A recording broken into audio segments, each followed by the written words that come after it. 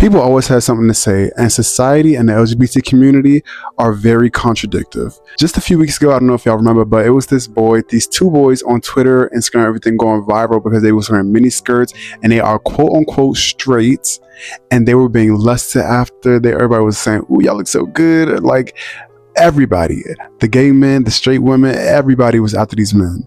But that same week, all the gays were down in New Orleans for the Red Dress Run, and y'all tore them down. Y'all shitted on them, and y'all said everything but. Y'all did everything the opposite of what y'all said about that two straight boys who was wearing miniskirts.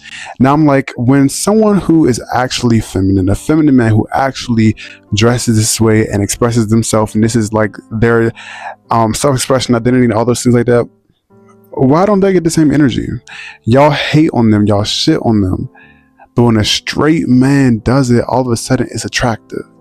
I feel like because so many gay men grew up in homophobic environments where they weren't allowed to express themselves and be that way, they weren't allowed to play with dolls, they weren't allowed to play in dresses, they weren't allowed to paint their fingernails, they have this inner hate towards anything feminine because that's what they were taught.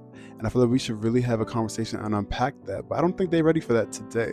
So at some point, we should have that conversation with ourselves, with our friends, with the people around us, because it's not cool. Because at the end of the day, whether you mask for mask or not, you still like boys, and that don't make you any more manlier than the boy in the skirt. Just do what you want to do, you know?